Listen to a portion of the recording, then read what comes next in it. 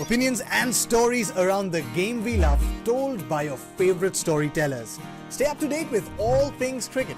Subscribe to Cricbuzz's YouTube channel and press that bell icon now.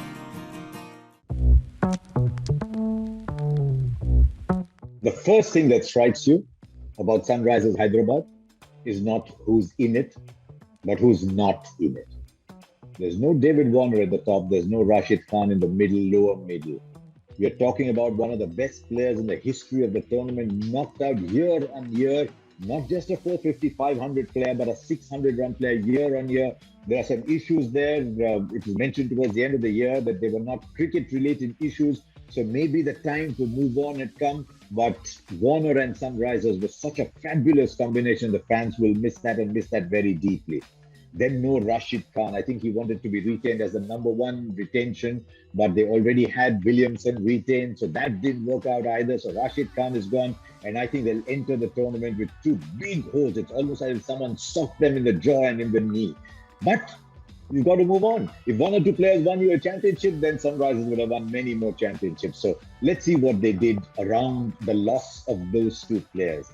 First of all, they retained there's a slightly unusual approach to retaining. I think they backed these two young boys from Jammu and Kashmir very much. They've said, right, Umran Malik has got something that very, very few people in India have. He's 150 plus. But when you retain someone like that, even at a cost, if it's at a cost of 4 crores, you want him to play as many games as possible. And we'll find out this year whether Umran Malik has a breakout year, whether he can deliver 14 games for them, or whether maybe they were a little ambitious. But you wait and see. There is some promise there. And Abdul Samad, I rate Abdul Samad. But again, he's now got to get a position in the batting order. He's got to bat 5-6 consistently for the Sunrisers. And then they retain Kane Williamson. You can see why they retain Williamson. Because you just need, when a team is in a bit of turmoil like the Sunrisers is, you need a real calming influence in there. And I think that is what Kane Williamson will provide. I think the one big factor for the Sunrisers this year is going to be the strength of Kane Williamson's elbow. It's a chronic elbow injury. He's missed test matches. He's missed a major part of the home season. If he comes in with an elbow that's given 14 seasons, wow, because when he opens, when he plays spin, he's giving you a fantastic strike rate as well. He's not just someone who's holding the innings together. So I think he'll be a huge factor provided he's fully fit. So now let's see what they've done. And I think they've made a couple of very interesting buys in the auction. Nicholas Pooran could be a game-changing player.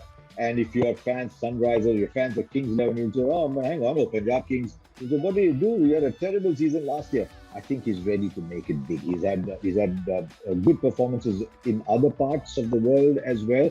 I saw him in the 3 games that the West Indies played, and he looked ready to have a big season. Plus wicketkeeper, 3-4 floater, left-hander. I think it's a wonderful package. If Williamson has to miss the odd game or two, suppose they've got 2 or 3 days off, 1 game, 2 or 3 days off, the elbows flared up, they want him to rest for a week. I think Glenn Phillips is perfectly capable of fitting into that role.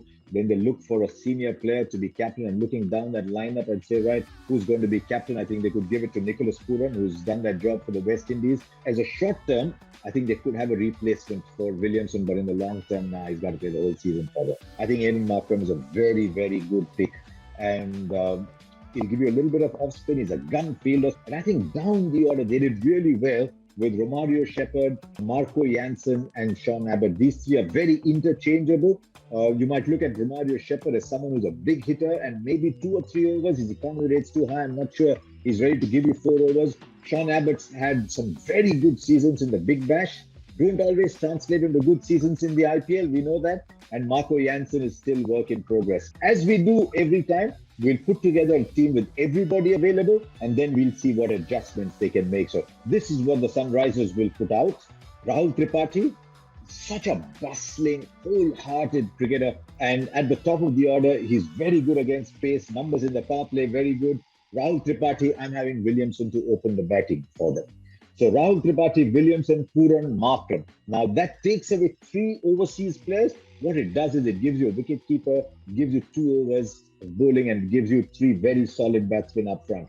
Then they want Abhishek Sharma and Samad. That's been the issue for the Sunrisers for a long time. What happens straight after the top order? What can we do at 5 and 6? They punted heavily on Abhishek Sharma.